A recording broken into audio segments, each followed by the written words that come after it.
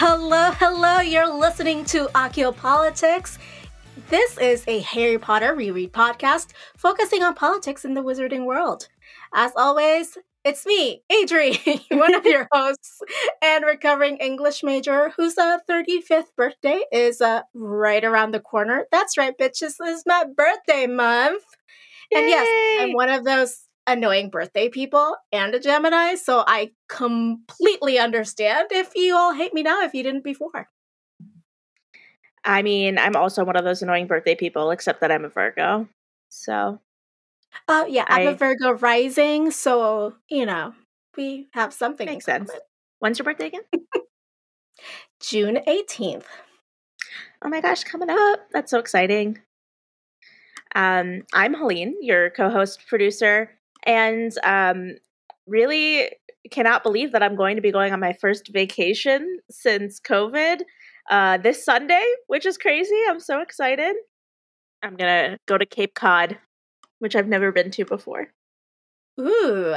Are you going with friends, family, solo? I'm meeting a few friends there.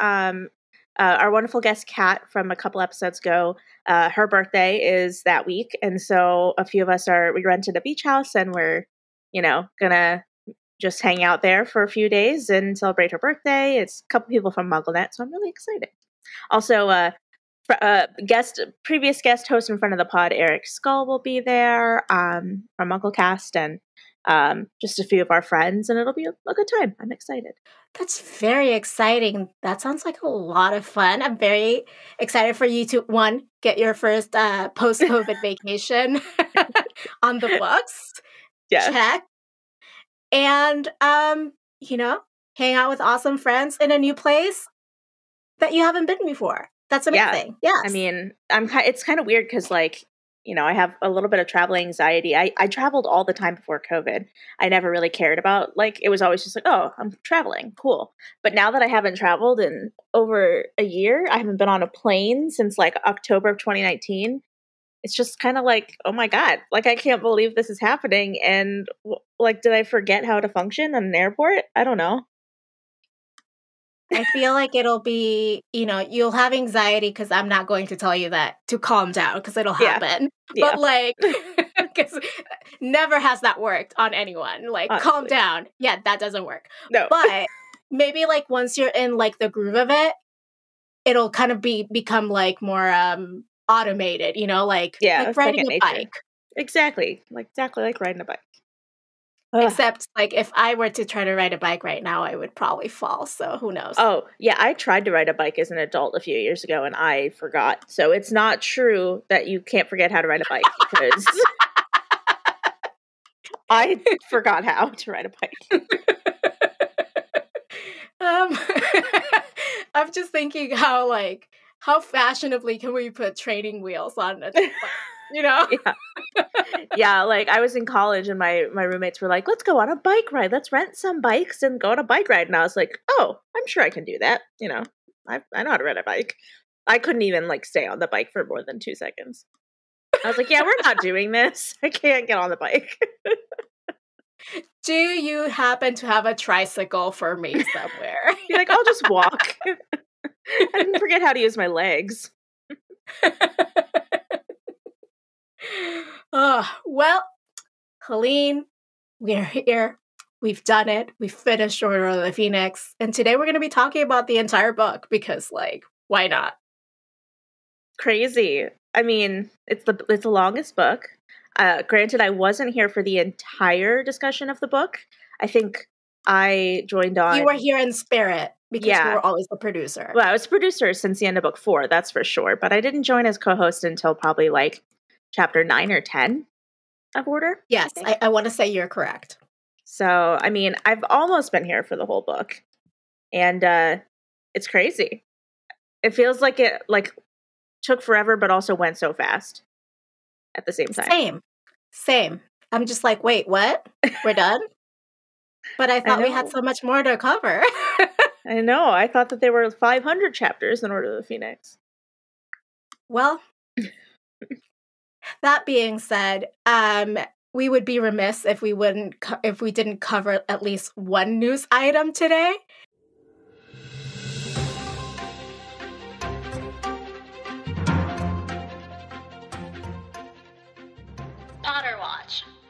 ministry doesn't want you to know. And I woke up this morning. We are recording Tuesday morning of Tuesday, June 8th, obviously, 2021. And there are a ton of websites that are down because of a hacking situation. Amazon was down, Reddit was down, CNN was down. So fun things happening in the world. No clue. I had no idea.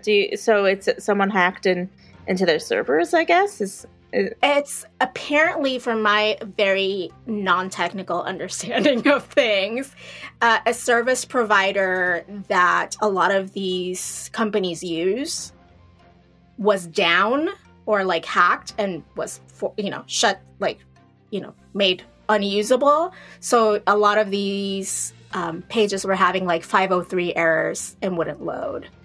Huh. I wonder if there's going to be any like security data breaches. I mean, like millions and millions of people have secure data on Amazon. So I wonder if that's going to be an issue. It makes me feel so great. So yeah. Yay, news.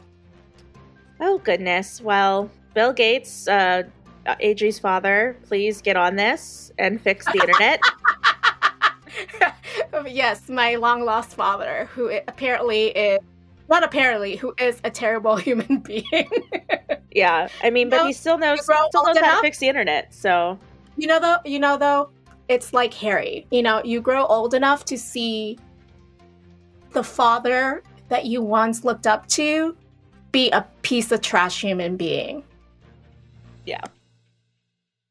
Although James was much less trashy than Bill Gates, but you know what I mean. James is trashy in his childhood, and Bill Gates is trashy in his adulthood. So there's a bit of a difference. Well, we don't know enough about his childhood. It's not like he's, sharing that with me either. That's true. That's true. He hasn't. Maybe he was just as big of a tool then too. Who knows? We will never know. Well, I'm very sad to report that, my joke about him being my father, and because I was like a child out of wedlock, might have been not so much of a joke. Not in my personal sense, but like I'm pretty sure he could have actual children out there somewhere. It's very possible. I feel like that's just possible with all men, to be honest, but who knows? It's just, why women don't get away with it? Because it's harder to get away with it because it's like in your body. Exactly. Yeah. Visible proof. Yeah. Definitely. Unless you go to I'm just gonna go to Paris and I won't have internet access, and go have the kid off somewhere. Yeah, I was gonna say it's like one of those movie or TV show plot lines where the woman conveniently disappears for 9 months and comes back and you never knew she had a kid. What? She was gone for 9 months and she had a kid? Crazy. Which come on, for reals, post-baby weight is a real thing. It would have to be more than 9 months. Oh, yeah. But, plot lines. Who cares? Anyhow. That's it for the news, unless you have something. Nope. I looked at the doc just now and I was like, crap, I forgot to think about stuff for Potter Watch. So, I'm trying to rack my brain to see if there's been anything because I watch news shows every day. So let's see. John Oliver talked about Asian Americans on his most recent segment this week, which was really interesting, but it's not like a breaking news story that's any different. It's just, respect Asian Americans and don't call them a model minority, which, just basic human decency. I think we're good. Okay, so I got a little bit more info on the thing. So it says here that the problem was caused by an outage at Fastly, a cloud service provider. The company said on its status website, which was working Tuesday morning, it had identified the problem and fixed the issue. Service for sites and apps started to be restored a little after 7 a.m. Eastern Time, although Fastly said some customers might experience longer load times as a residual effect of the outage. Huh. Well, I was asleep before it even, got fixed. So this kind of, the reason it worries me other than our data is that this is not the first attack that has done outages. Like there's been outages at like electric companies, like water companies, like that gas outage that made people go crazy. Because it wasn't like the petroleum was there, but like if you don't have if the technology fails, what are you gonna do? Right? Yeah. Like yeah, all those people things. were getting gases and putting them in like gas in like plastic bags and stuff and just hoarding Yeah, it like at home. crazy. So I'm more concerned that this is more of like a testing before like something bigger, you know? And I'm just like, That's could not we terrifying at all. could we put our best people onto this? Thank you so much. And Just I am not one of the best people. I'm just saying, could we put people who actually know what they're doing? yeah, it's slightly terrifying. It just reminds me also because I was just watching the episode of Grey's Anatomy where like the The hackers, hospital? yeah, the hackers take over the hospital Ugh. system and like they're requesting like the billions of dollars in Bitcoin or something, and they like hold the hospital hostage with all their technology, and like they lock the blood bank and they turn the heat up and they stop the heart monitors from working, and yeah, I just watched that episode, so it just reminded me. Yeah, so yeah, this is giving me PTSD and I didn't live it, so. Exactly. Well, before we move on to our entire discussion on Order of the Phoenix, as always, thank you so much for your support, patrons, because you make our show go on instead of our hearts, but maybe also our hearts. we're using another Titanic reference. Okay. Maybe I need to find other references for book 6. Our show will go on. I'm Helene Dion. So Near, far, wherever you are. Okay, yeah, so that's us. That's to our patrons. Anyhow, Near, far, wherever you are, patrons, you make our show go on. yes, you do. And if you, listener, who are listening to us not on Patreon, because you don't have those sweet, sweet bonus exclusives, and you are like, you know what? I feel like I'm missing out on something great here. You are. Then, I mean, yes, correct. You are correct. You're missing out on something great here. You could go on to patreon.com/Akiopolitics and help a podcast out. Yes. As a reminder, the sweet, sweet benefits and rewards that you'll get for being a patron are at our $2 a month tier. You're going to get some access to some awesome bonus content for every single episode that we put out. And then $5 a month and $10 a month tiers get you those physical rewards that we're always talking about with the stickers and the recipes every 3 months. So check it out. It's worth it. I swear. It's awesome. Also, fun fact, the April, May, and June rewards are going out at the end of this month. So, Yay! what? Exciting. Can't wait. Can't wait to see what you've cooked up this time. Well, you know, I'm still in the kitchen, so I'll let you know when I'm out of it. Adri's in the kitchen with Dinah. Okay. Well, but, you know, not only are we talking physical rewards here, we're talking about bonus content for every episode. And today we will be talking about the one, the only Luna Lovegood. This is not a Girl Who Lived episode. This is just basking in Luna Lovegood. Yeah, we already did The Girl Who Lived on Luna. This is just a good old regular Luna. Just kind of like letting the wonderfulness that is Luna Lovegood wash over us. Yes. I don't know. I just thought, you know, she deserves it. She does. We've seen just how cool of a character she is in this book. But now, speaking of this entire book, we are not going to say, let's pick one politic for the entire book, because that was a lot. Right. So we thought, let's pick like our top 3 politics for this book. It could be something we did before. I chose things we did before. And then, just throw a bonus one just in case. Yeah, two of the three I picked were ones I know we've done before. The third one I think we have, but I can't remember specifically, so we'll see. If you remember, maybe. Oh, I even put the episode numbers. I know, you were on top of it. In a rare show of planning before the podcast, I did finish all my notes. Yeah, she finished before I did for the first time, listeners. This is a big deal. I that's it. That's all I'm doing in 2021. That is my one. That is my one win for 2021. Well, we're already halfway through, so not too much of 2021 left, actually.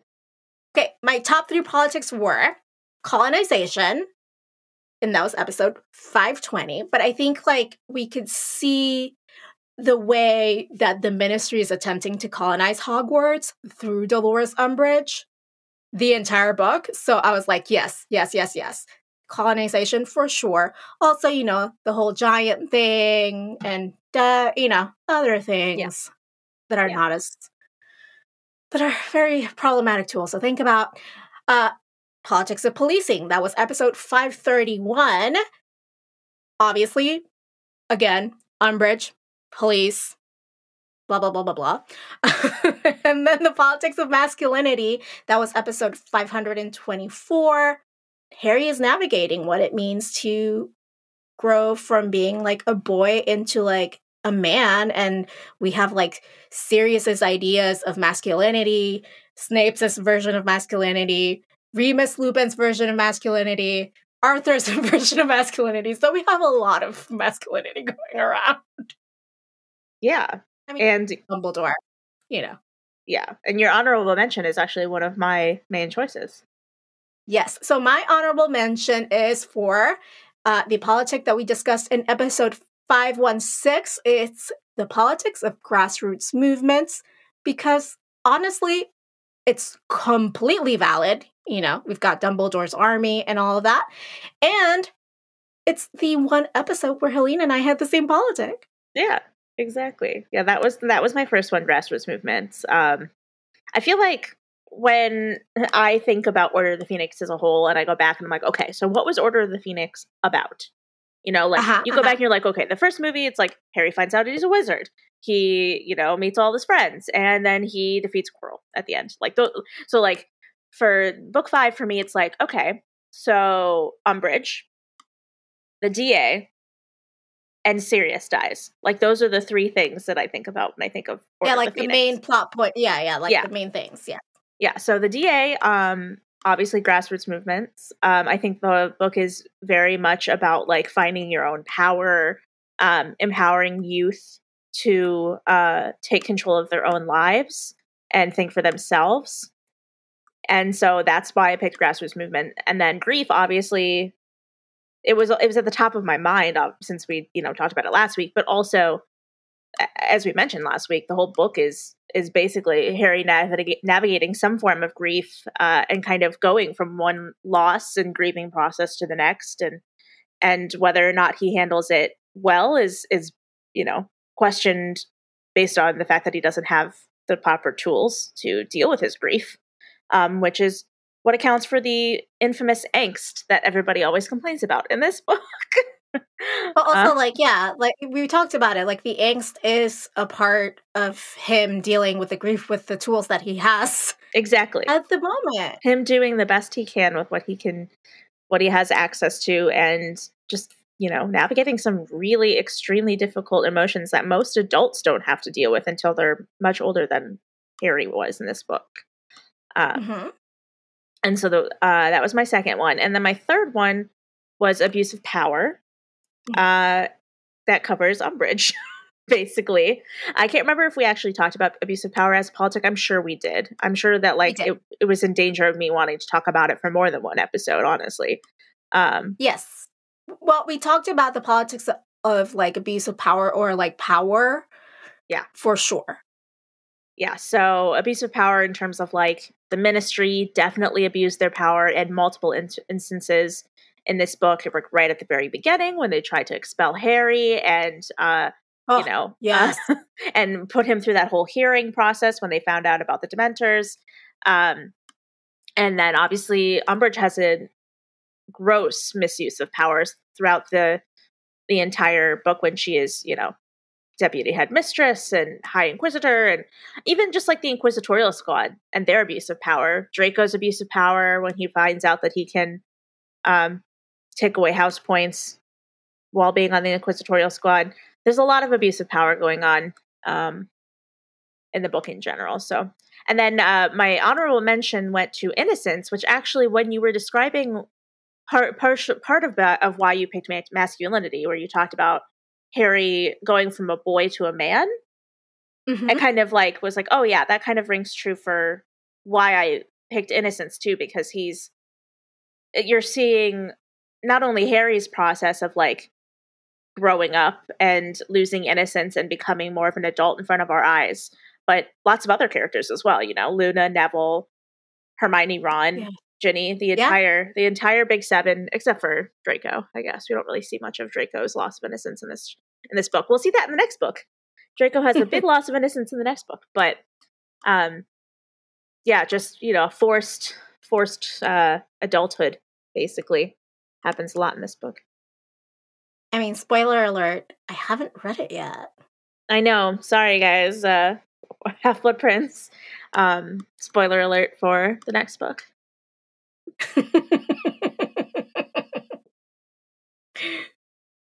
Now that we've gotten the politics out of the way, let's go into this deep dive with these like guiding questions that I came up with. The first question we're going to look at right now is, what were the most impactful moments of the book for you this time around versus the first time you read it? Adri? All right, so the first time I read Order of the Phoenix, I was completely immersed in Harry's grief and anger. Like, it came at a time for me that, you know how like when a book or something finds you at that perfect time where you're going through something similar? That kind of was what happened with me in this book. I was going to be entering my senior year of high school, and my previous 2 years of high school had been like the worst time of my life. Up to that point, obviously. Spoiler alert, it could get worse. Spoiler alert, or the tagline, it gets worse. Instead of it gets better. Spoiler alert, it could get worse, and it did get worse. So just like Harry, I was kind of like a pariah amongst my social group in high school because I told the truth. And it was because I had disclosed the fact that I was sexually harassed and assaulted by one of our classmates. And, the responses were either like it wasn't that big of a deal or it didn't happen because like you're not attractive enough, things like that. Fun things. So like in a weird way, like for me, I think Harry's anger and angst helped me contextualize what was going on within me, like in like my interior life. Mm-hmm. And that was helpful, but it didn't make like the situation any less traumatic. Yeah, I guess if anything, it probably could make you feel a little bit less alone to know that you're not the only one that's... Yeah, it validated it, yeah. To know that you're not the only one that's going through these emotions, right? Correct. So then, this time for the pod, I was surprised and impacted by kind of like that bit of giant history, and how they were displaced. I was like, wait, like the first few times or the times I've read this book before, I haven't like zeroed in on this very like super political topic and its implications and like the victors write history and like all of that. And like that really struck a nerve for me personally this time around. I mean, I'm still angry. Like, anger is always a part of my personality. But, Yeah. but like this time around, I was like, oh shit. How did I not catch this? Yeah. How about you? I mean that's just bound to happen when you're rereading a book that you loved as a child as an adult. So I mean, I think we've probably all adults that have reread the book at some point in their lives probably go through something similar. For me, kind of a little bit of the same in terms of like when I first read it. So when I first read the book, I was very, very fixated on Harry's feelings of isolation and estrangement from his peers. It was like one of my, and probably still is, one of my biggest fears is what Harry went through in this book. Like no one believing what he said, everyone like disliking him for one reason or another. I just had this overwhelming feeling while reading the book when I was a young child. I was probably like 12 or 13 when I read it for the first time. This overwhelming feeling of just like everything just being so unfair. And I got a ton of secondhand anxiety from what Harry was going through, from nobody believing him. And so the book was a source of like anxiety for me, really, because I was just like, which is not surprising because I'm a very anxious individual. I feel like everything can be a source of anxiety for me at one point, but I'm an empath, and I really like feel what the characters are feeling, especially when the book is in their perspective. And he was kind of just living through one of my biggest fears at the time, so it was really difficult and traumatic for me. Because wow, this book is a source of trauma for both of us. I know it's crazy, and obviously, and I honestly, and I know that we can't, like, comparing trauma is stupid, but I do think that your trauma was a bit more intense, in terms of like what you were going through when you read this book. But Harry, Harry has always been one of my all-time favorite characters, and so when reading this book, I just felt for him so much, even as an adult too. Like I also feel for Harry so much reading this book. I just see myself less in him now than I did when I was a young child. I think that's a healthy thing, though. Yeah, no, like, I'm grown. Yeah. Well, when we're children, right, and like I was 16 years old, so definitely still a child, or 17. Whatever that age is. Right. Just still a teenager. Yeah, we tend to like, I think, over imprint on certain characters. Right. I definitely over imprinted on Harry because he was going through a very similar thing in terms of not being believed. I over imprinted on Hermione like all the time because when you're getting bullied for being smart, hello. Right. Hello. But as you grow older, you can still like empathize and be like, shit, that was rough, or that meant a lot to me at the time. But like to like imprint still as an adult on a character would not be great. And I think that it's a big reason is why some people are so passionate when talking about when someone attacks their favorite character.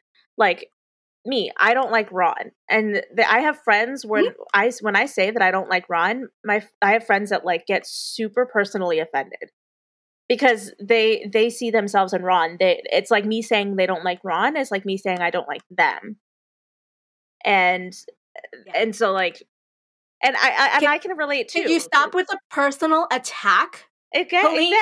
Yeah. Like, no, and I get it too. Like when people say they don't like Harry, I'm like, that's crazy. Like, how can you not like Harry? I am Harry. Like, and so I get it. So over imprinting is definitely a thing, and it can be held over into adulthood. As an adult, you have the ability to step back a little bit and be like, okay, just because this person doesn't like Ron doesn't mean they don't like me. I understand that we're different people. I just relate to Ron. I'm not actually Ron. It's fine, but like as a kid, it's harder to do that. Yeah, and that's fine. Like, I think maybe the way that I try to get around that like initial reaction, because we all have it, right? Like, right.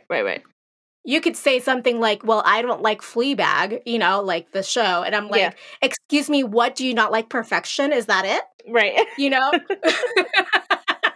But what I think I have done to get around that is to be more curious about it. Like, so can you like tell me exactly what it is?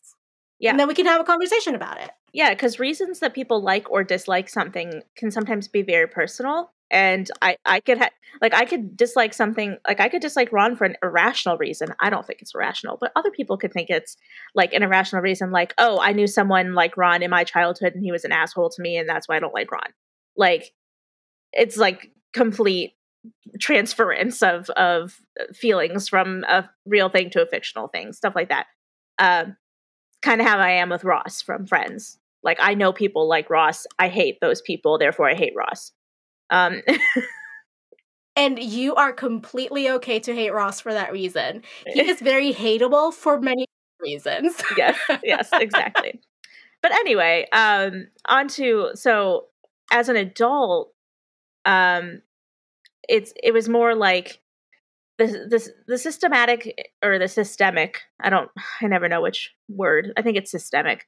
The systemic injustices and corruption from those in power definitely hit me the hardest this time, because I could see the parallels in our actual lives so much clearer than I could when I was a young kid.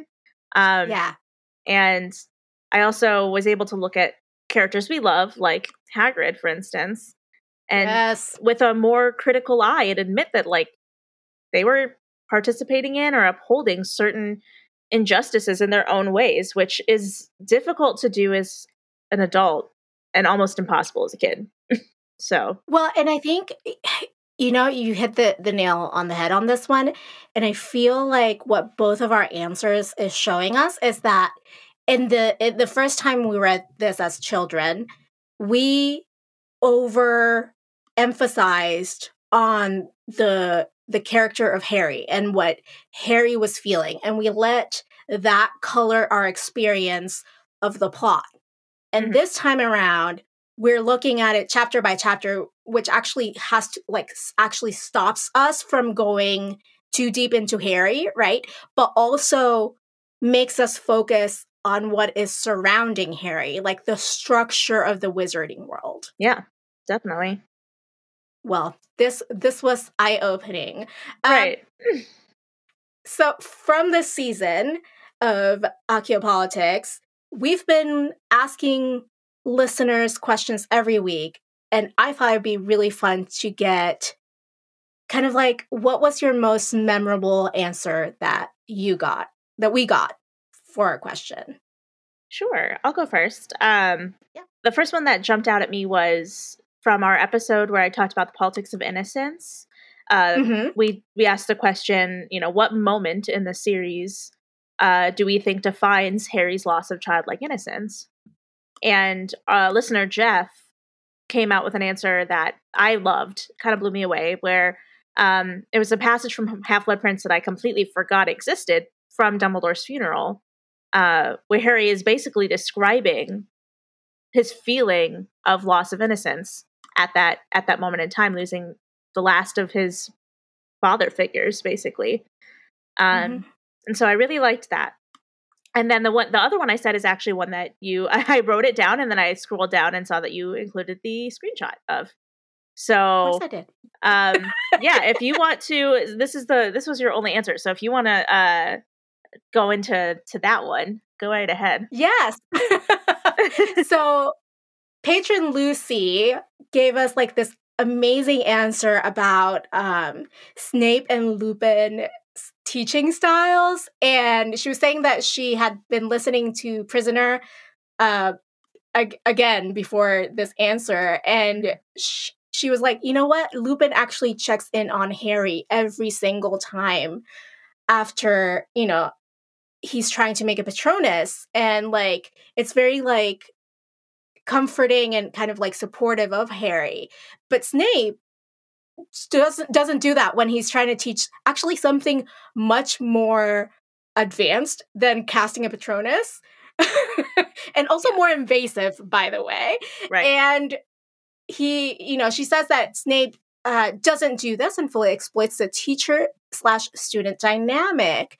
He's not only removing Harry's agency by invading his privacy over and over, but also by not allowing him to have an active role in his learning of occlumency. And then she followed this up by saying, also, I feel like it's only decent to ask someone how they're doing after you've invaded their mind. Yes. And that is also hilarious, but true.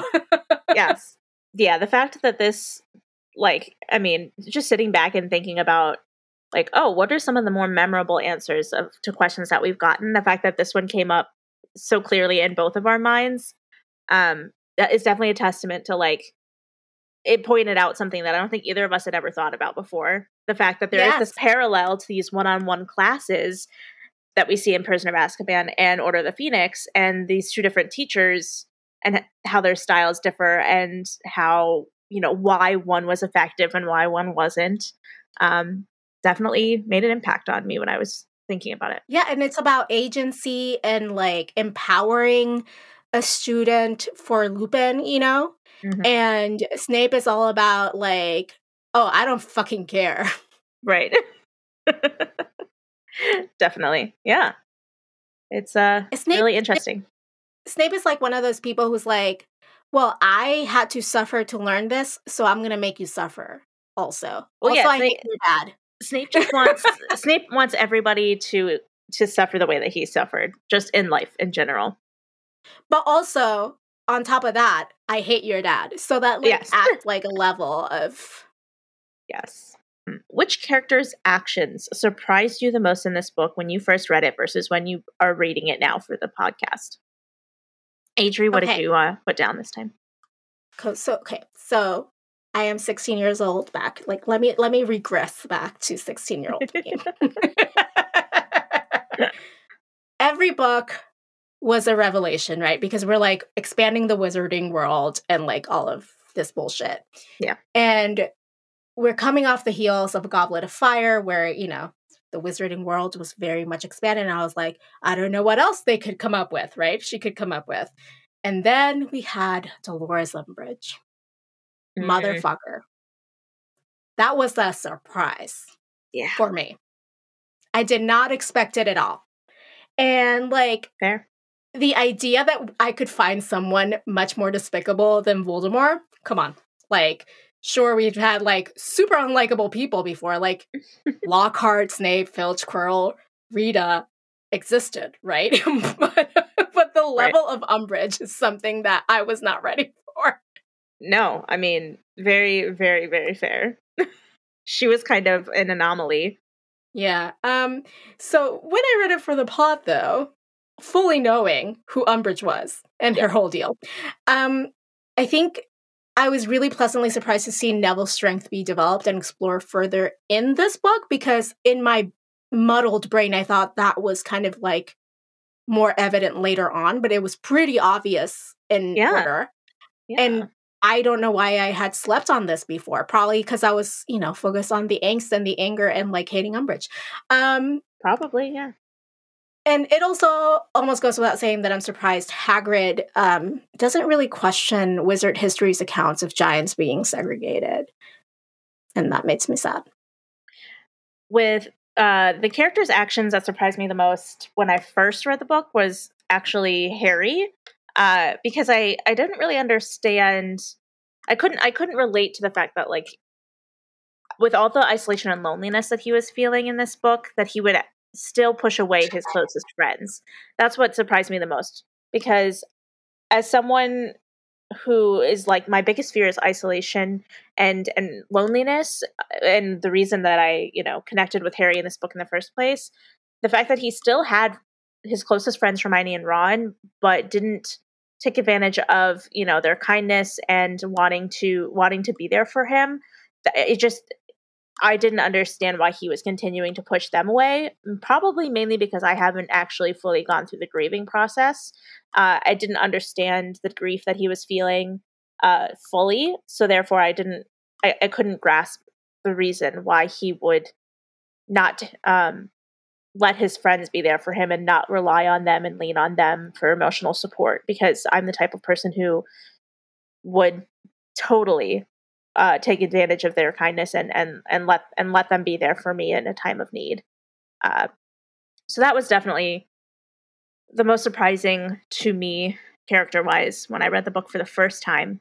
But this time, like we alluded to in your last answer, the reading it through as an adult, the character that surprised me the most was definitely Hagrid. Because I never really fully realized as a child the consequences of Hagrid's actions and what he had really done by bringing Drop back from the giant camp. It just hit me so incredibly differently this time. And I was shocked, honestly, that I never picked up on it before, but also kind of not, I mean, it makes sense. When you're a child, you're not going to take as much of a critical look at those characters that you love. So. Of course not, yeah.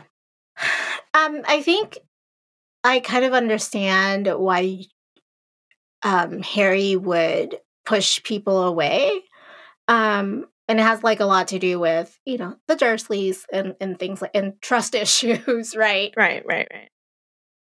And, you know, everyone deals with shit differently. I am the person who likes to retreat into my little cave of emotions and sort things out before I even talk to anyone. Yeah. And I'm not like that at all. Like the second I'm starting to feel something negative, like I reach out to my sister or my best friend, or, you know, I'll reach out to someone and seek that like comfort from another human being, which is why I was just like not able to fully understand why Harry would not want to talk to his friends or not want to let them be there for him. Yeah, no, that is a much healthier way of dealing with it, honestly. But I'm trying to learn. It's also a very codependent way to deal with things, which I am a very codependent I don't know. Can we get to like a happy medium here, guys? Like, yeah. Yeah, I mean, anyway, yeah. There's no one right way to deal with this stuff, so. Yeah, it's true. So that being said, I don't know how to segue out of this. So we're just going to pretend like I did a wonderful job of doing that. Okay, so this book, I don't know if it's, how often do you think about like Order of the Phoenix previous to the show? Honestly, it was, it used to be one of my like least favorite in the series. I don't know if I can say that anymore, but I would not think about it unless I was actively reading or the book or watching the movie most of the time. So same for me, right? Yeah. Probably because it's traumatic for both of us. Yes. Okay, but we had to read it because we can't just skip it. Right. For the podcast. Has reading it through like our narrow-ish lens of politics changed how you look at this book, or how often you will probably think about this book moving forward in the canon? Yeah, I mean, reading it through this lens has definitely changed the way I look at the book, because it was always just sort of a bummer for me. Like I mentioned, like it was depressing and frustrating and just infuriating to see, you know, Umbridge and, you know, Harry pushing his friends away and all these things that I just couldn't fully understand. But reading it through this lens shows me just how complex the book really is. And I learned that it's probably one of the most important books in the series in terms of like what it teaches us and what it shows us in terms of like how the world works or how it could work, and what it represents. And can really it can really inform young readers on like how to move forward in the world. Yeah, I mean, for me, again, like we talked about earlier, kind of traumatic, so don't think about it that often. Yeah. When I think of the Phoenix, I used to think like just Dumbledore's army and Angst, and that was it. Right. But like, one, it has completely solidified my hatred for Dolores Jane Umbridge. But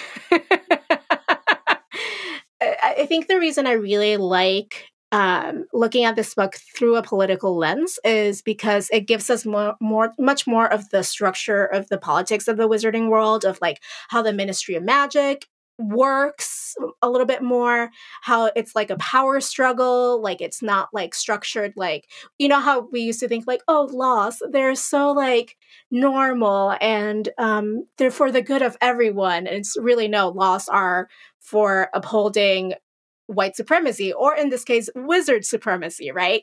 So like all of these things that we have to face as an adult are completely here in this book. Yeah. I mean, I honestly, like, if people, I feel like now my reaction to it when people say like, oh, Order of the Phoenix is my least favorite book, or like, oh, I don't like Order of the Phoenix, I feel like I'm going to tell them, hey, when's the last time you read it? Have you read it as an adult yet? Because I really suggest you go back and read it as an adult, knowing what you know about the world now, and kind of look at it through the lens of being aware of what the world is like these in this day and age, because it is going to hit you differently, I promise. Oh, did it hit us? It sure did. So, Adri, what political threads do you see in this book that you think might come up in later books? Okay, so I'm so excited to see if we get more examples of the politics of masculinity. I'm sure we will. As a driving force and action throughout the rest of the books. Obviously, also how the ministry structurally oppresses certain classes of people or beings, and how it maintains like wizard supremacy throughout their laws and department initiatives.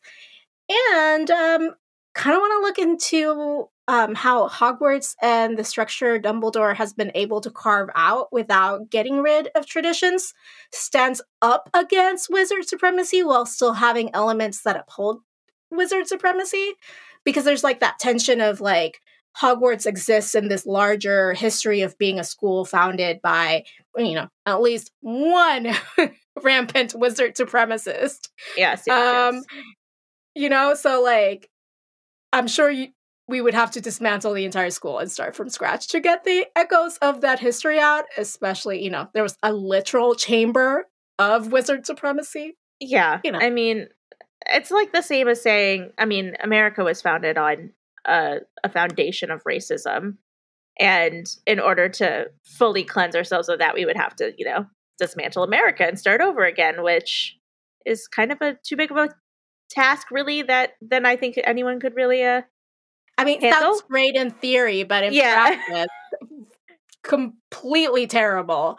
No, yeah, we're just gonna have to accept the darker parts of our history in Hogwarts and in America, and rebuild to make a better future, basically. Like maybe like the dismantling is like in parts, right? Like when you're renovating a house, like if you're renovating a house, you're not gonna like tear the whole thing down. Right, yeah. Build a new house, right? So like, you know, let's start at the kitchen.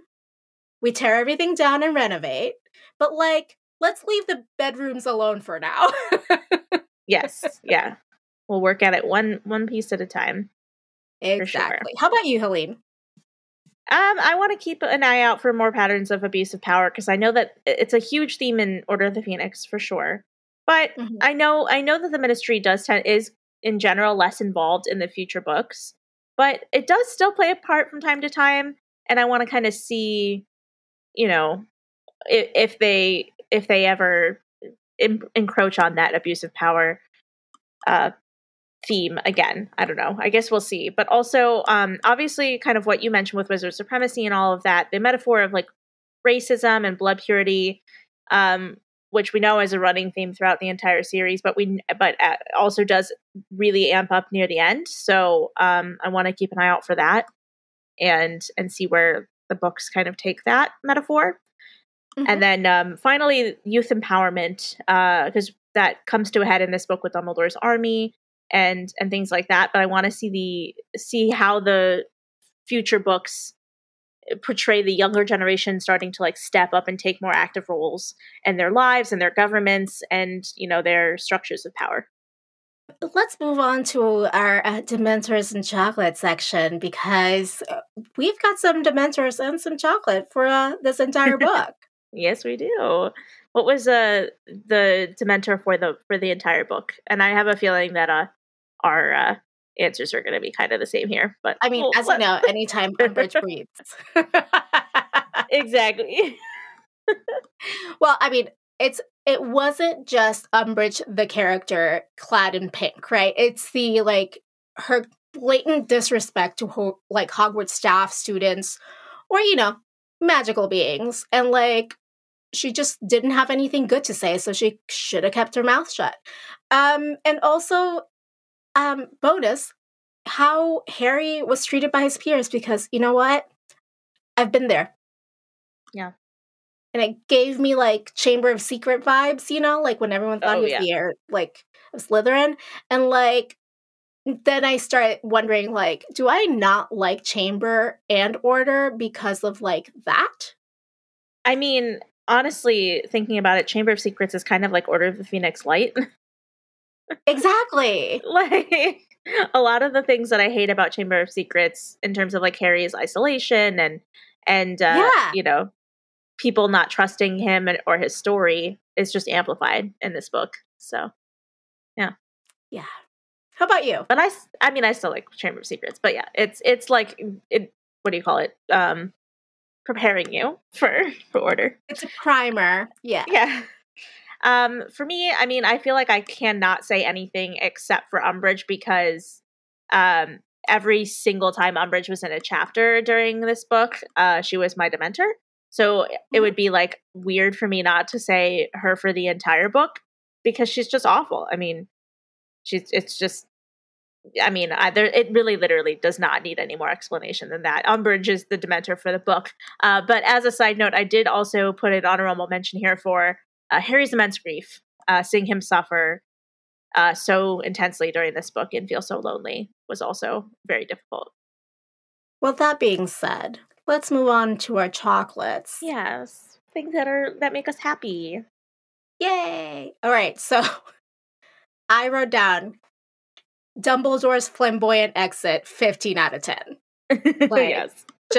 It was everything. But also when Professor McGonagall was like, I will make sure Harry is an Auror because it's his deepest wish, and also because the idea makes you see Dolores, 200 out of 10, because I love a petty plan in motion that is also good for the hero, driven by, like, 15% love for Harry and 85% desire for revenge and pettiness. Minerva's a goddess. Yeah, McGonagall is just a badass in this book. So very, very valid answer. How about yours? Mine was literally any part with Ginny. Just any. I know. Yeah. Any part that Ginny had in Ginny in this book was fantastic. This book is, like, one of the reasons why she's my favorite character. Like, the little snippets of her that we get in this book are just delightful. She's been a light in the darkness of the like, overall sadness of this book. For example, her calling Harry out for forgetting that she was literally the only other person who understood what it felt like to be possessed by Voldemort. I loved that. Her promising Harry that she's going to find a way for him to talk to Sirius because she knows that's the only thing that'll make him feel better. And then her dumping Michael Corner's ass for being whiny about the fact that she's better than him at Quidditch. So, I mean, yes to all of that. Having discussed how Ginny is your literal chocolate all the time. And probably will be for not only this book, but also for the next book and possibly even the last book. We'll see. Well, it's funny because, you know, McGonagall is also one of those characters for me where whenever she's there, I'm like, yes. So the chocolate this time is one Professor McGonagall. Honestly. Because why not? She's a legend. True. Last week, not really last week, right? It was the week where you and Kat recorded together, which was... Yes. It was 2 episodes ago. 2 episodes ago. Yes. I'll start over. 2 episodes ago, and by we, I mean I was there in spirit because it was the episode where you and Kat were co-hosting. Asked our listeners to what degree you think Ariana's death influenced how Dumbledore treated Harry over the years. Yeah, we got a couple of replies, some in-depth ones from listener and patron Oreo, and then listener Jeff. So I'll read what they have said. Oreo said, "From what little we know, Albus didn't seem to be very close with his sister, but regretted her death and his potential participation until his own death. Yet he still actively chose to keep Harry at an arm's length because he saw getting too close to Harry as a flaw, which makes sense to a degree, especially once Albus knows Harry has to die to defeat Voldemort.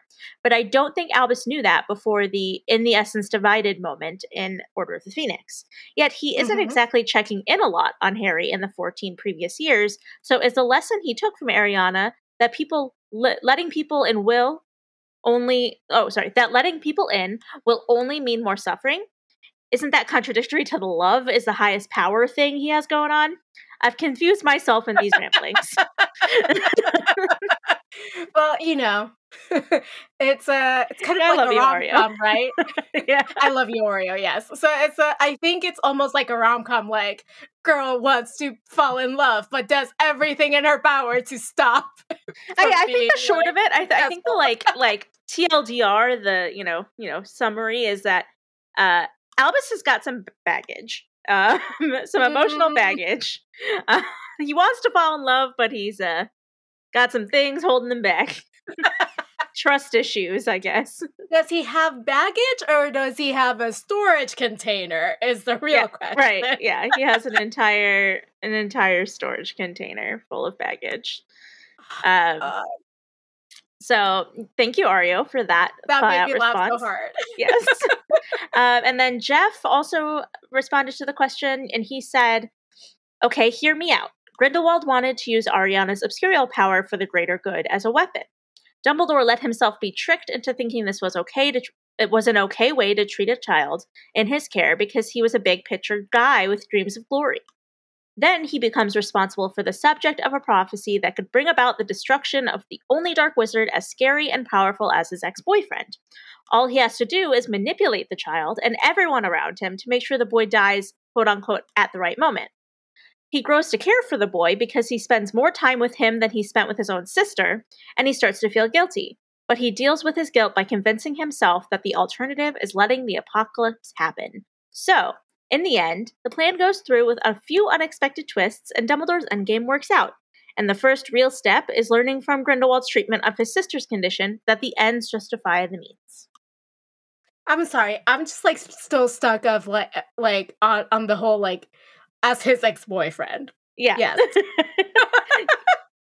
Yeah. No, I mean, I think Jeff painted a very good picture, a very elaborate picture here.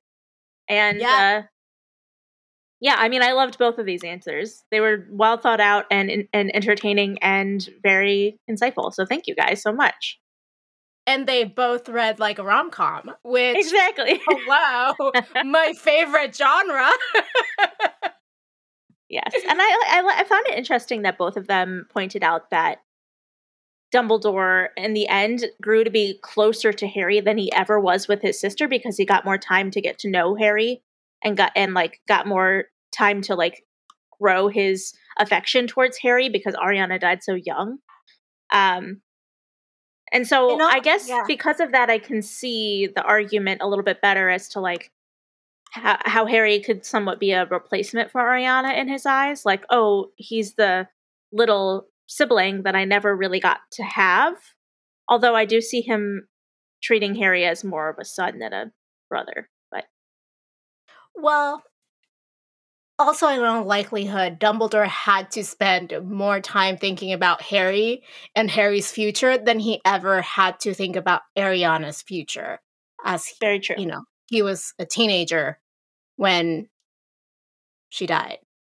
Basically. Yeah, and imagine how difficult it must have been for Dumbledore because,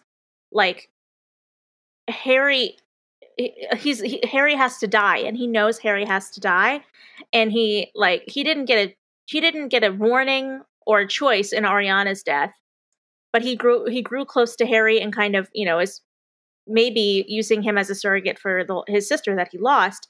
And then he has to find out that the person who has replaced his sister in his heart also has to die. And there's nothing he can do about it. Like, imagine how awful that's got to be. Well, that's exactly why he was keeping him at arm's length, you know? Right. Like, yeah, no, fair. Come on. It's kind of like, do not name your test subjects when they are rats, you know? Yes, yeah. Don't get attached if you know that they're probably going to have to die someday. We also have an email from one of our listeners, Lucy, who we talked about earlier already in this episode. Yes. And she emailed us about two of our episodes, 533 and 531. And I'll go through this fairly quickly, I hope. Okay. I haven't read this yet, so I'm excited. Yes, she made such fantastic points, and I'll try to condense them as best as I can. Okay. So let's get this started. I will read her intro paragraph because it's hilarious, and I can't not read it. Okay. I'm excited. Lucy writes, "Hi, Archaeopolitics team. Without this feeling like I'm emailing a teacher to say why I missed class, I've had a marathon catch-up today on previous episodes of the podcast after pausing my listening to finish up my master's degree. I'm sorry. Congratulations! First of all, let me put this aside and be like, oh, I'm sorry. Are we not as important as your master's degree? But also, congratulations on finishing it. Congrats. That's such a feat. Good job. Fantastic. I've got a few thoughts prompted by the recent episodes 532 and 533, including Patreon content, that I thought I should share with you. Okay, so 533.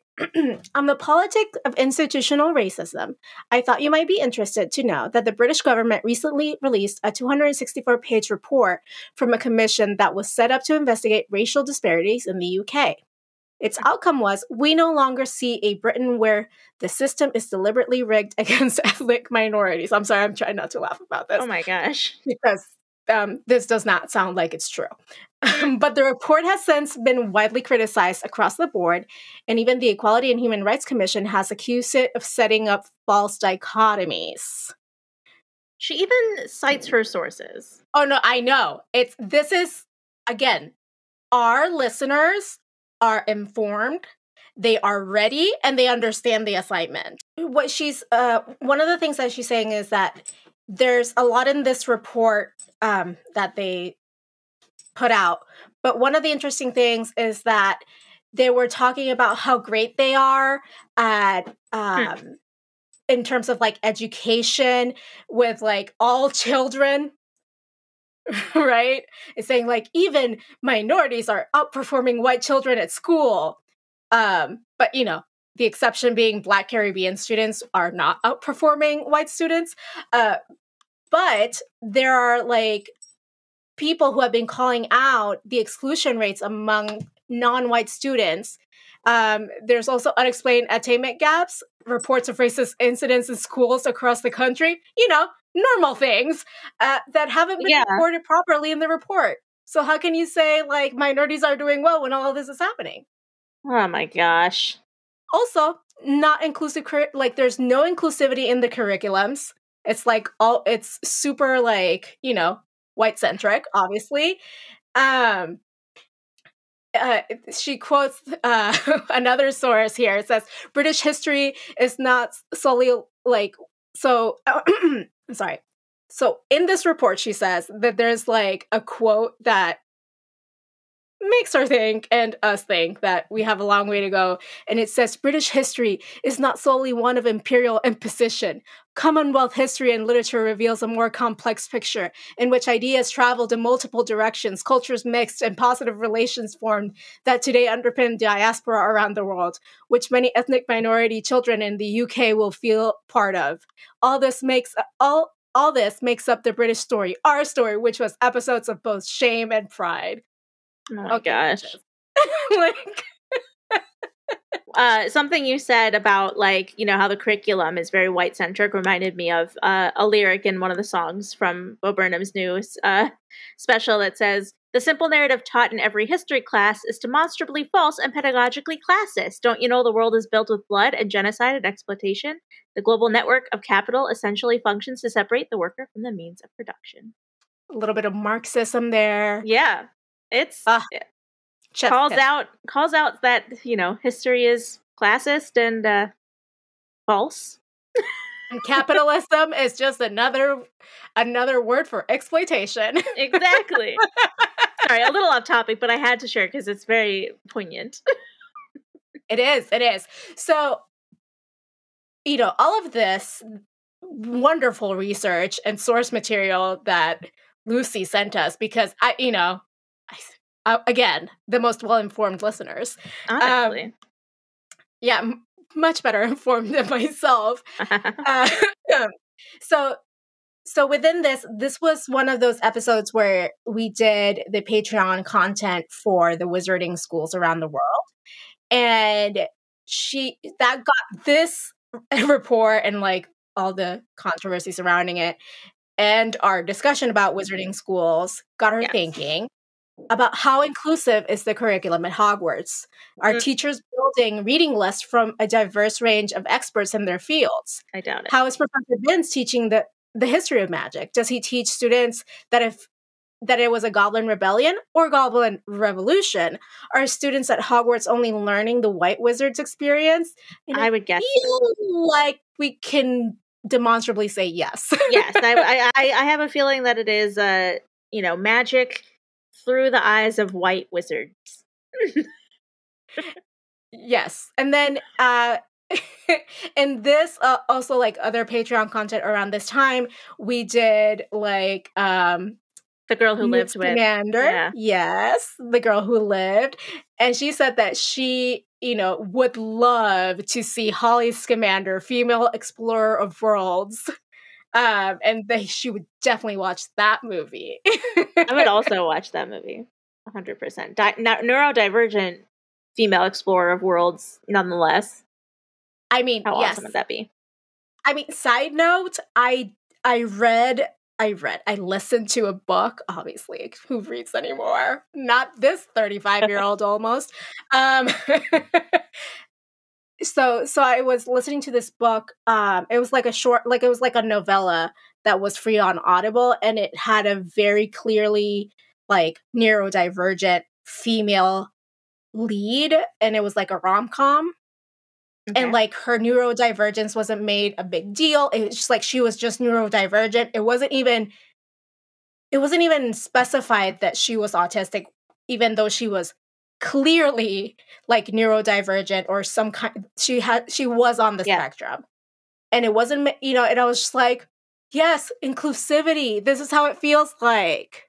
I think that's like one reason why, like, Rick Riordan is such an icon, and Percy Jackson series is so like much more progressive than people like realize. Yes. Because every single demigod, every single half-blood is neurodivergent. Every single one. Almost by like definition. Yes. Dyslexia and ADHD are like staples in you can't be a demigod without having one of those. Or both. Yeah. Or being on the spectrum. There's like exactly. It spans multitudes. So every single hero of every single book is neurodivergent, and I'm here for it. Anyway, it was a little off topic, but same with this like rom-com heroine where I was like, yes. And it's like not, you could see it because she like misses social cues and it's more than just like, isn't she quirky because she misreads situations when her crush is around? It's more like, no, she misreads all the social cues and she doesn't understand why the world is like built on such subtleties that she can't grasp. But it's not an obstacle in the way that people like to pretend it is. Like, it reminded me a lot of how Newt was really well portrayed in the movies. Right, yes, he's neurodivergent, but that doesn't stop him. Yeah, he's still a badass character who, reaches his goals and has long and lasting and meaningful relationships. And no one needs to save him, you know? Yeah, exactly. All right. And then, so she has some comments on the Wizarding School Patreon content. She says that that it's always bothered her the number of languages per school in Europe, because it sounds like cultural colonialism. Yes. They also have to, they have to travel and to study, but they can also have to learn a whole new language and assimilate to another culture because of like how, so, which is kind of, yes, we agree.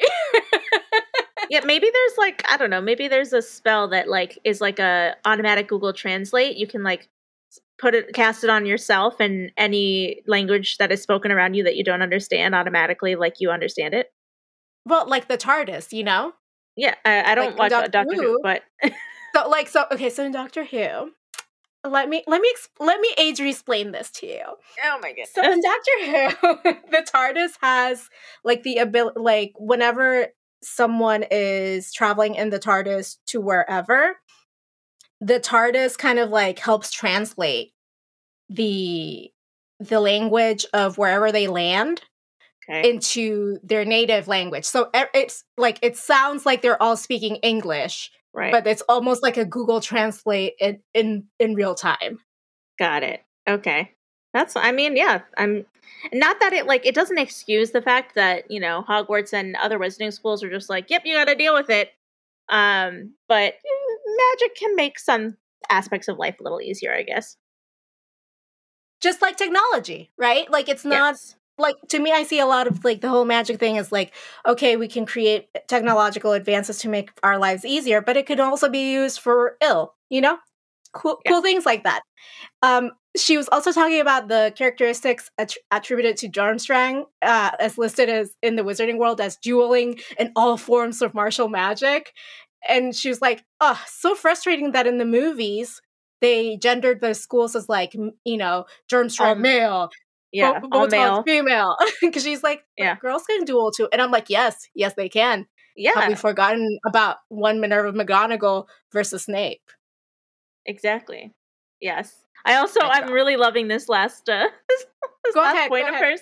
And she says, unrelated, but sort of related, that students living in Scotland have to travel all the way down to London to get on a train to do the journey in reverse. And that always seemed counterproductive to her, which I'd never thought of before, because like Hogwarts is in Scotland, you know, platform 9 3/4 is in London. That seems to be the only way that students can travel to and from the school. So, like, what if you already live in Scotland? Why did I never think about this already? Yeah, because we don't meet a lot of characters who talk about that, right? Yeah. It's weird. Lucy, thank you so much. I love you. We love you. We love the sources. Yes, Lucy's actually a friend of mine, IRL. We have hung out at MuggleNet events, and I do love her dearly. So thank you so much for sending in your commentary and your thoughts, and I just love hearing everything you have to say about it. So keep on keeping on. I love that. Keep on keeping on. That being said, I feel like we're there. We're at the media we've been consuming stage. So I have already alluded to it earlier. But mine this week is Bo Burnham's Inside. It's a special on Netflix. I would not dare to call it a comedy special because it is not. It sort of is, but it also is not.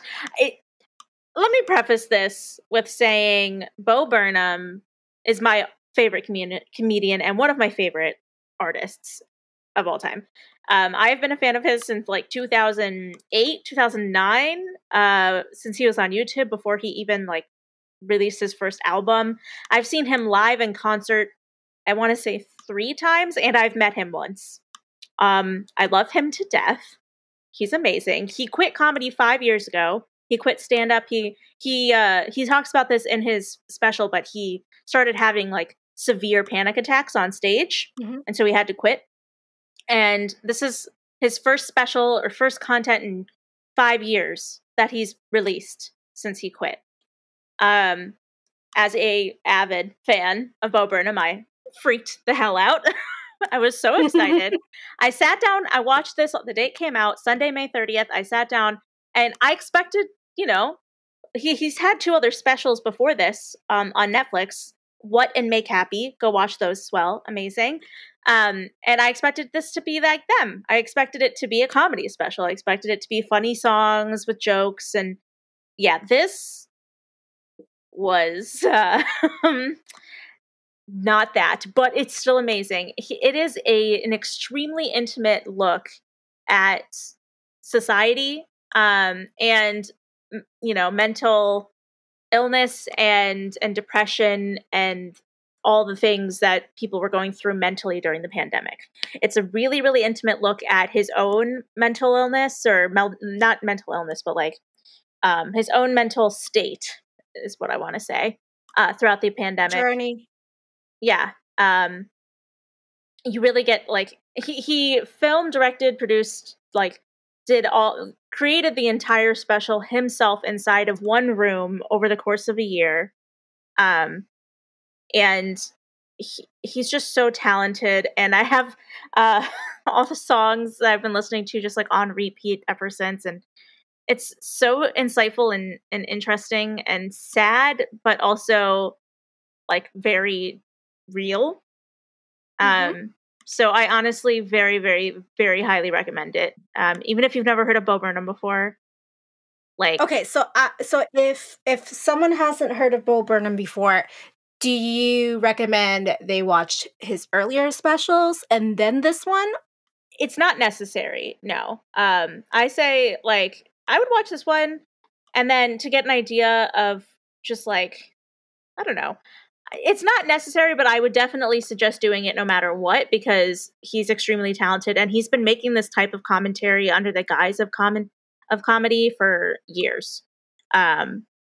He has songs that criticize the way our society works and how it's so, consuming central. It's all about consuming content and how we all like look at the world now and how comedy itself is like interpreted and taken.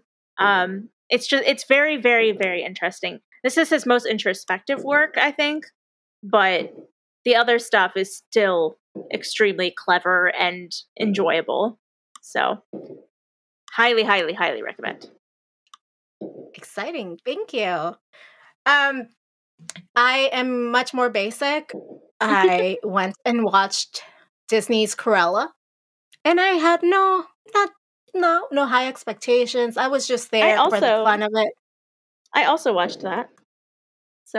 And I was pleasantly surprised. Yeah. I will say. I went for the costuming. Yes. And found myself enthralled by like the jokes and Emma Stone's like comedic timing and her like great acting ability, right? And I was just like, oh fuck, I actually liked this movie. I just went there because of the costumes. Yeah, when I saw it, my main takeaways were that the acting and the costume design were phenomenal. Yes. The story was intriguing. And I think that it's a little wobbly. Yeah, I think it was told well for the most part. The thing I was most like apprehensive about is like I didn't know. I need to rewatch 101 Dalmatians to be honest, because like I didn't really know how I felt about them making this story to tell Cruella's backstory and like how she got to where she was or whatever. I don't think that they necessarily 100% excused any of her actions, but I also do think that they like attempted to humanize her and how help people sympathize with her a little bit, which I need to rewatch the original movie to know if that was super problematic or not. See, I don't know if like what they're trying to do is what they did with Maleficent, in which they basically like it's kind of like a story in a vein of the story that they originally told, but then it ends up being a completely different story. Yeah, Like well, it's like a multiverse situation. yeah, well, they made Maleficent like a completely likable character, which Mm-hmm. I'm not sure that they really did with Cruella, um, but like what I Yeah, was I confused mean, I don't about, think they went that far, but I feel like I don't know. They what may yeah, want to like redo something. Yeah. what I was confused about was like in the movie, she's clearly a dog lover. She Yeah. has a Yeah. dog. She loves dogs from beginning to end. Like at the end of the movie, she still has dogs. So like, I don't remember original movie enough to like to really say for sure, but like it seems odd that she Well, that's why. loves Yeah. dogs but wants to kill them. Like what? Yeah, but also that wasn't even like the conclusion of the movie was whole like, well, people say this, but honestly, that wasn't what happened at all. Like this is what happened, and Yeah, I just let them say it because whatever, they're gonna believe what they're gonna believe. Um, yeah, so that it was that part of it, and then how the movie ended, right? Where I was like, are they doing something like they did yeah, with Maleficent, in which they kind of rewrote the story, and that's like a different bubble from like Sleeping Beauty, you know?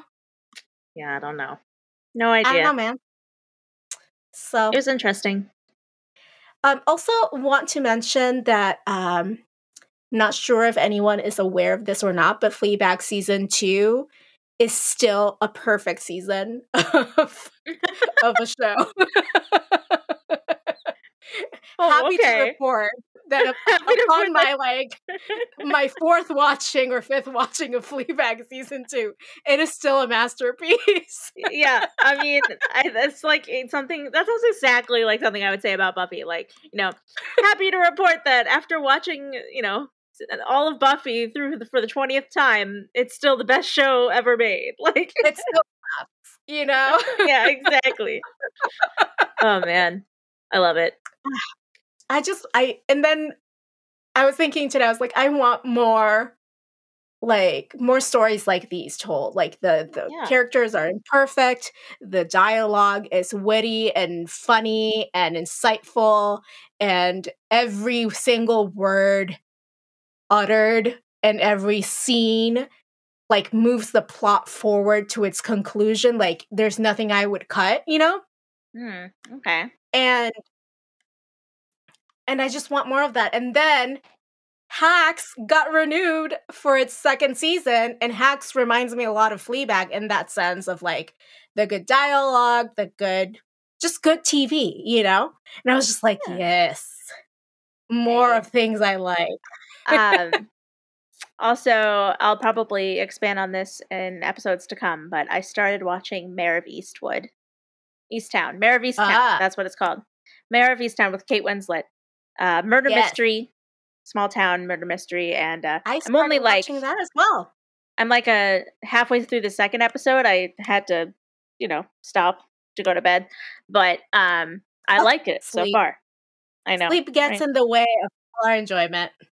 I know, but I do like it so far, and I think it's going to be a good show. So I'm excited. I am actually almost done with the first episode because I also needed to sleep. But yes, Oh, I you haven't am even finished also. the first episode. You haven't even gotten to like the big twist at I, the end of the first episode. oh, I'm sure there's a big twist. I can feel it coming.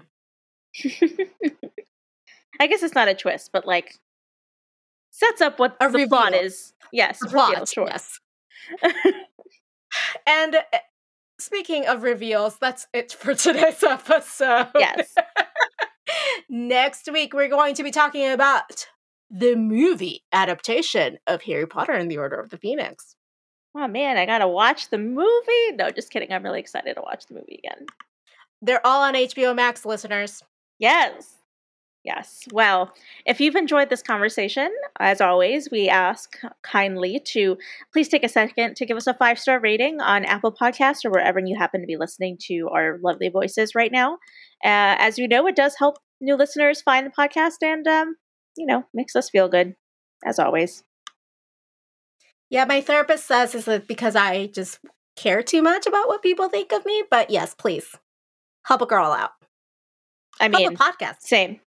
Yes. Yes. But until then, politics managed.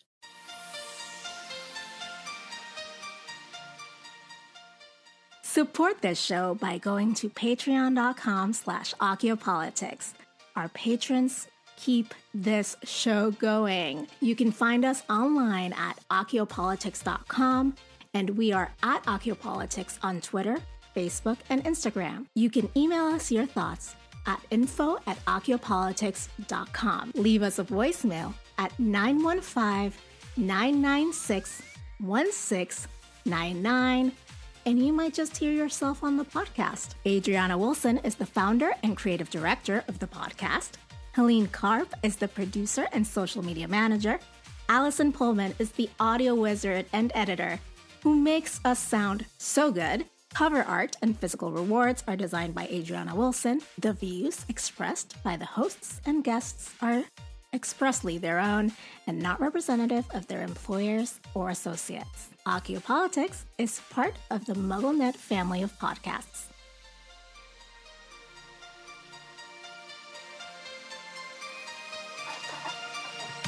Honestly. There's some like mysterious banging going on outside my window. Anyway. Can you hear that? Well, speaking of mysterious things, can you not hear Gael? He was growling. What in the heck is that sound? Oh, I think it might have stopped. Okay. Anyway, sorry. Sorry, Allison. Sorry, Allison. So we know that she is in Ginny's ear. She's in her ear. She just lives inside her ear. Yes. I'm so sorry, Allison. So tired. Okay. Question. I don't know what you mean. Siri, shut up. I was going to say, what was that?